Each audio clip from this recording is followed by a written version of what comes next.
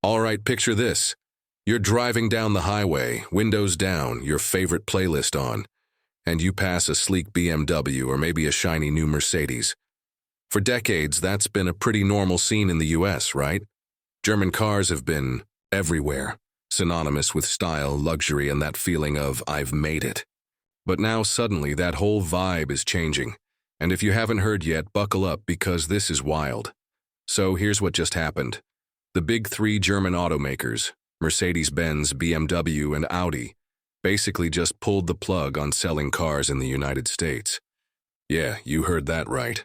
These brands, the ones that have been a staple in American driveways and city streets for generations, are out. Gone. No more new German luxury cars rolling into US dealerships.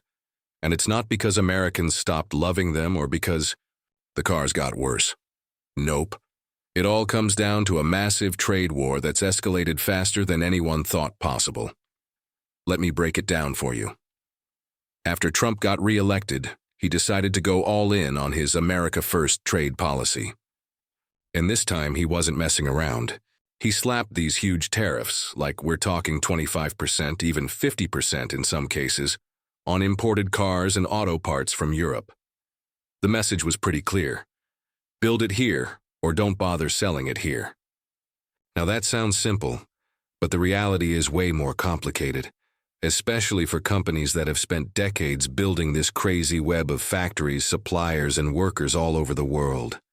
Now before I get too deep into this, if you're into stories about how global events actually affect your life, like why your next car might cost way more, or why your favorite brand is suddenly MIA, consider subscribing. I'm always breaking down these big, confusing headlines into something you can actually use. All right, let's get back to it. So these tariffs didn't just hit the finished cars. They hit all the parts too. The engines, the electronics, even the batteries for those fancy electric models. Even if BMW or Mercedes built the car in Alabama or South Carolina, a ton of those parts still came from overseas. Suddenly, every car that used to cost, say, $50,000 to make, now costs $60,000 or $70,000, and nobody's going to pay that much more for the same car, not even for that sweet German engineering. The CEOs of these companies, Ola Källenius from Mercedes, Oliver Zipse from BMW, and Gernot Döllner from Audi, they all got together and basically said, look, we can't make this work anymore.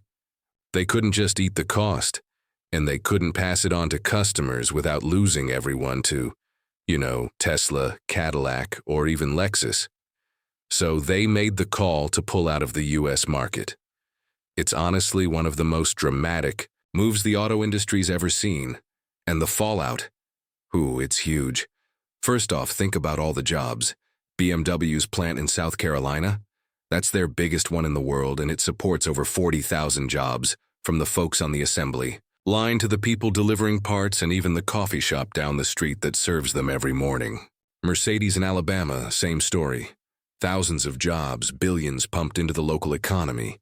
And that's not even counting all the dealerships, the mechanics, the parts suppliers. It's like a domino effect, and it's hitting way more than just the car companies. But it's not just about jobs. It's about choice. For a lot of people, driving a BMW or a Mercedes wasn't just about showing off. It was about getting something different, something that felt special. Now with those brands gone, the whole luxury car scene in the US is basically wide open for Tesla, Ford, and GM to take over. Sure, they make some great cars, but if you're the kind of person who loves that German feel, you're out of luck. And get this, while all this is going down in the States, Germany and the rest of Europe are freaking out too. The German auto industry is massive. We're talking about a sector that's responsible for a big chunk of their entire economy. And the US was their biggest export market for cars. Now, with that door slammed shut, they're scrambling to figure out what's next. There's talk of the German government and the European Union trying to negotiate, maybe even retaliate with their own tariffs. But for now, it's just a lot of uncertainty and a lot of angry executives. Meanwhile, China is just sitting back and smiling. Seriously, as the US market closes off, German automakers are turning to China, where people are buying more cars than ever, especially electric ones.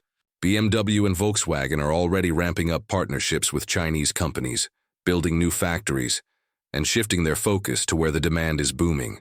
It's like watching a big game of musical chairs, and China just grabbed the best seat in the house. Now, you might be wondering, what does this mean for me? Well, if you're in the market for a new car, especially something high-end, expect prices to go up. With less competition, American brands can charge more, and if you're hoping to get your hands on a new BMW, Audi, or Mercedes, you'd better act fast. Whatever's left on the lot is probably all there's going to be for a long time. Dealerships are already feeling the pain. Some are stuck with cars they might not be able to sell at a profit.